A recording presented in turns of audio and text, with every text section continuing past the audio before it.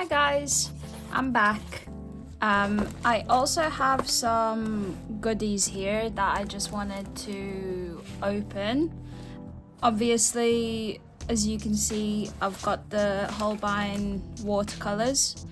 I currently own Winsor & Newton, but I've been very interested into getting better quality watercolors, and why I chose the Holbein ones is because I did some research. So I'm gonna do a little unboxing. So I did a little bit of research into which watercolor paints are the best. I wanted some that are a little bit more on the maybe not professional but like artist grade level. I've been operating, this is very dirty, but I've been operating with my Winsor & Newton's Cotman watercolors. Those are pretty much the only ones that I got. I also got this brand, which is, I believe it does come from Russia, but I got it in Latvia, as you can see, for €2.65. I've always loved these watercolors. I had another set which was a lot bigger and there was a lot more colors, but it's sticky, and I really like that because it just, now I know why. So the reason why I opted to get these, oh my god, I'm so excited. Oh my goodness, look at them. Wow. Okay, this is so cool. Oh my goodness. So what's in there? I'm gonna be able to take them out and stuff. That's cool. So I also wanted to get a watercolor palette myself.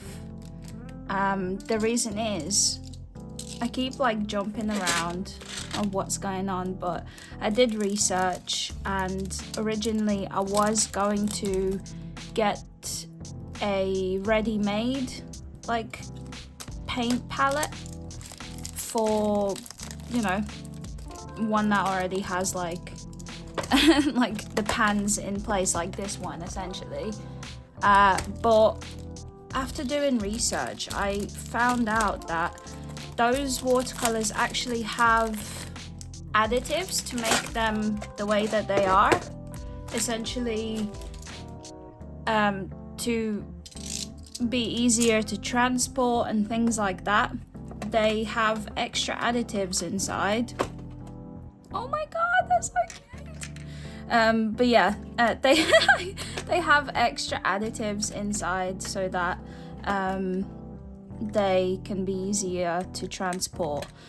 So like reputable watercolor artists that I've been looking into and doing research from, they all have like said to get tubes instead and build your own palette. So that is what I wanted.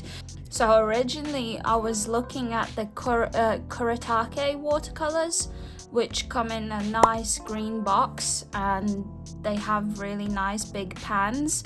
But like I said, I did some research and I think doing it this way is gonna be better.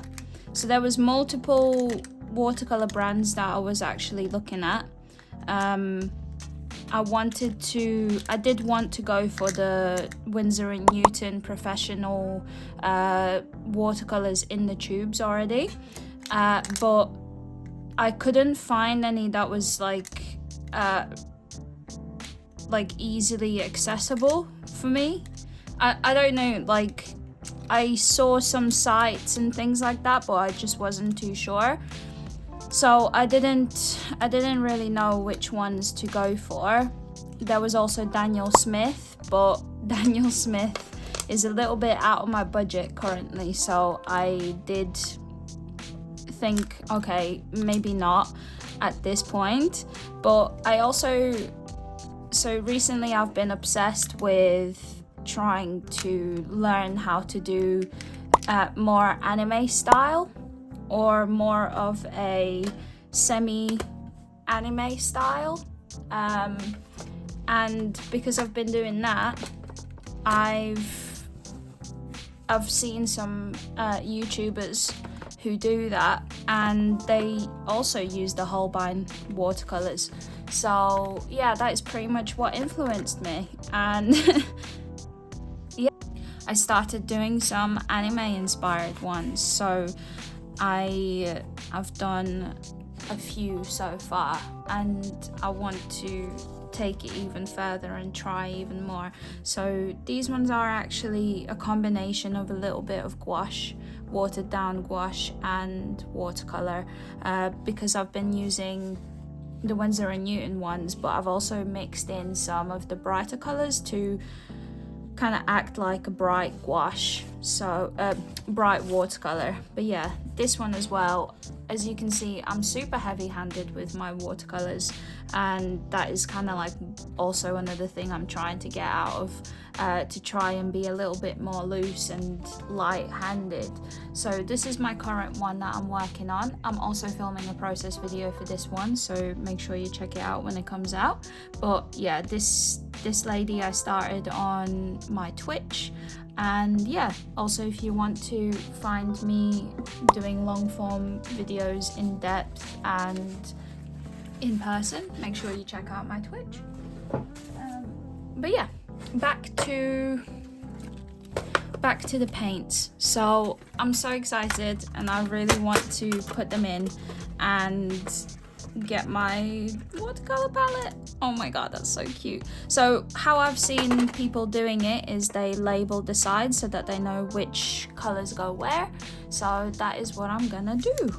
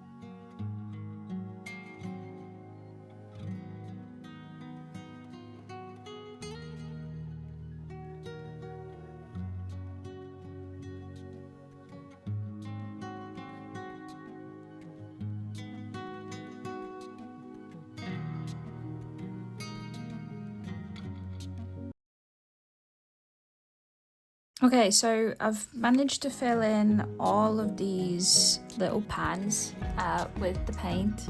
This is so exciting. I believe you just put these down so that they stop moving. I'm gonna have to figure out how to fasten these two, because obviously I don't have that many colors. Maybe sometime in the future I can get more and just buy individual and fill in the rest, which would be quite cool.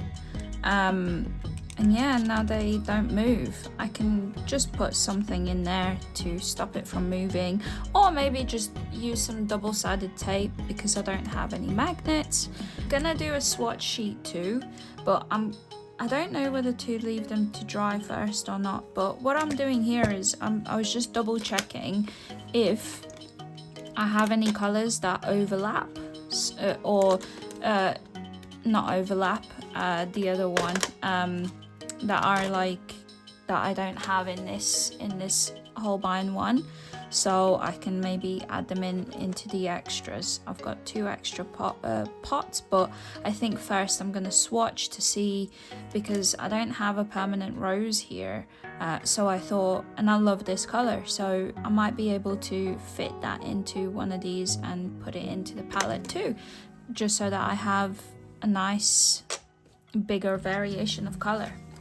But for now, I think I'm gonna leave it to just settle in for a minute, just so that I'm not wasting too much color, because I did notice that every time I'm using the Winsor & Newton ones straight out of the tube, I do have to use quite a lot of color to finish my work, and that is also another thing why I wanted to get a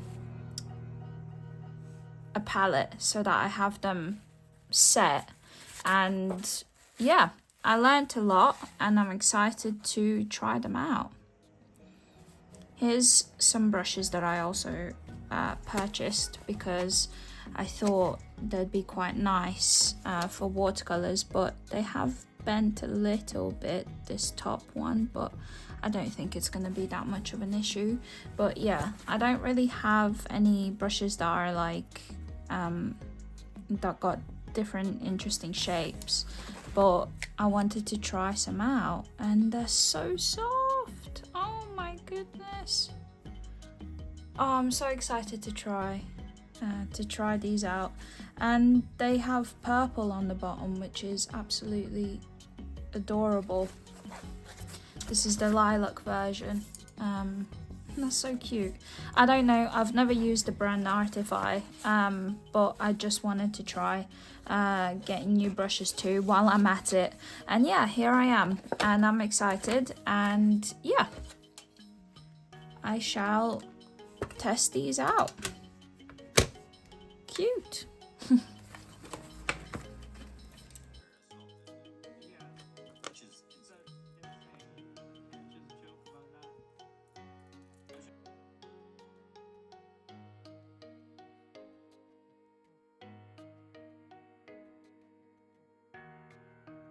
Okay, so I noticed that this doesn't really clamp up,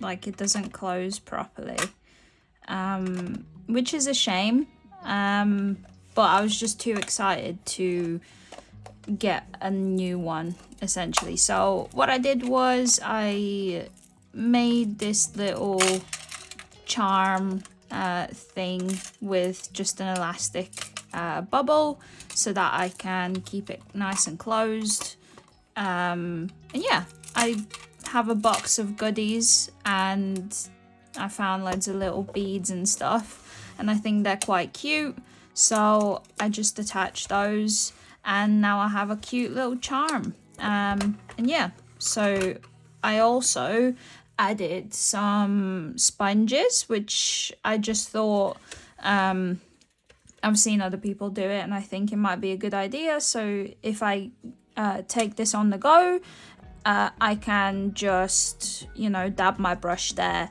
if I need. I managed to put these down with some like the sticky stuff. I don't know how to explain it. It's like you can attach it to walls and stuff. But yeah, so I just put them down so they don't move. And I'm gonna try doing some swatches now. And I'm also gonna be using the new brush that I got because I'm excited to try it. I do notice that the bristles aren't the best quality, but if it covers a nice area, I don't really mind. But yeah, let's try these paints out. I'm so excited. So I found like an old piece of watercolor paper that I'll start. The paints have dried a little bit, but not too much. Oh my god. It's so pretty. I'm gonna add a little bit more water. Oh my goodness. So I've seen loads of different people testing the Holbein gouache out. So as I am aware, they don't contain oxgall or something along those lines, I believe. Which is the material that causes them to be a lot more fluffy, like in between the colors. So like you'll have more bursts of color into each paint. So yeah, I believe these ones don't spread as well as other ones. So there is this artist, I'll make sure to tag them, that reviews these paints, these watercolors, and I've learned a lot from her, and I am very grateful that she posts these videos. But yeah, for someone that does the stuff that I do, I was really stuck on which paint to essentially choose.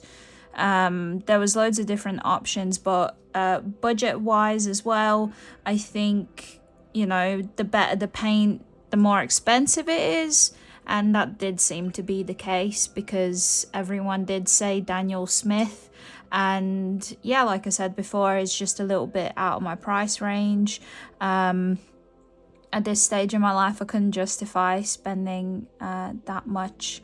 But yeah, I opted for these, and honestly, I must say the colors are so vibrant and they're so easy to pick up. Obviously in the palettes they're still quite wet, so I'm just like trying to pick them up as evenly as I can. But you know, it might not be the best way yet because they're still quite wet, but I think that's a plus and a minus. But yeah, these paints are called like more predictable, so like they don't have these bursts into each other, which, you know, some paints might benefit from that, but I'm not too bothered about it because, like I showed some examples, when I paint, I don't really have that watercolor effect, I don't think. I do love to have more control over my paint. So, but honestly, like, I'm loving these. I think these are looking so great. I'm so glad that I went for these. They're so vibrant. I'm adding quite a bit of water still, because I just think that it's good to see what they're gonna act as with the water, but I'm liking them. I think they're pretty good. I'm so excited to try painting with them. Oh, look at this color. Oh my goodness. And as I've filled in the tubes, oh, look at how bright they are. I should have tried to get them to be a little bit more thick as I'm laying them down. But yeah, as I filled in the little pots with the paint, I still have plenty of paint left in the tubes, which is great because I can top them up or, you know, fill them in if they run out. And yeah, that's so exciting. So you do get quite a bit for the value, I guess. But yeah, I love it. I'm excited to see the Prussian blue because Prussian blue is my all-time favorite paint. So I'm excited to see what that looks like from this brand. I've never owned anything from Holbein before. As I understand, it is also a Japanese brand. So yeah, I'm excited. I haven't tried any products pretty much other than the ones that I showed earlier that I have. Oh my goodness, I think I just skipped a color. I think I've gone straight for the purple. Oh my god, I have. Oh, this is such a beautiful color. Oh my god. I missed my favorite that I speak of. Okay, here we go. I'm gonna try this Prussian blue. Oh, I'm so excited. Wait, I've skipped a couple of colors here because this is... Wait, did I just dip into the same one? Oh no, I've had a nightmare. It's because I can't see the names of them. Oh no. Okay, here I go. I think this is it. Oh my goodness, it's absolutely beautiful. Oh my god, look at it. Oh, this is stunning. Oh my goodness. Yeah. That is absolutely beautiful. They are a little bit granular. I'm not really sure if that's because of the paper or what the cause for that is, but they are drying more granulated. Oh my goodness, look at this. This is the... Which color is that?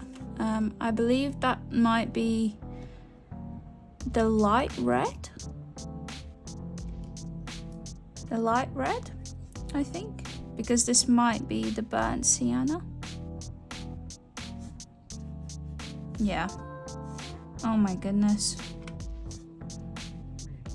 Oh my god, these colors here are absolutely amazing. I love it. I'm so excited. Oh my goodness. Yeah, look at these. I'm gonna try and do some swatches to see how they blend too, just to try them out, but I think I'm very happy with this choice. Oh my god, they're so beautiful. There's like a huge variety of paint, and I think I'm gonna have great use out of these. Very excited. And yeah, I'm gonna try seeing some more swatches, I think, because I love this. But the Prussian blue is just amazing. It really is. I think in every paint. Also, this brush is quite nice too, and I was worried that it doesn't come to a fine point, but as you can see when you wet it, it does really come to a crazy thin point. So I'm gonna test that out. Oh god, I think I lifted too much water in here.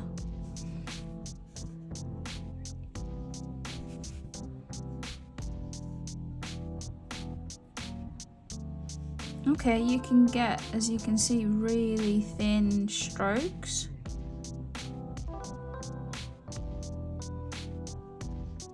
Yeah, I love that. I love having brushes that are quite nice with variety. I love having these big bulky brushes that hold a lot of water but still come to a very fine point. I think that's a very good use of brushes. I really love that. And yeah, so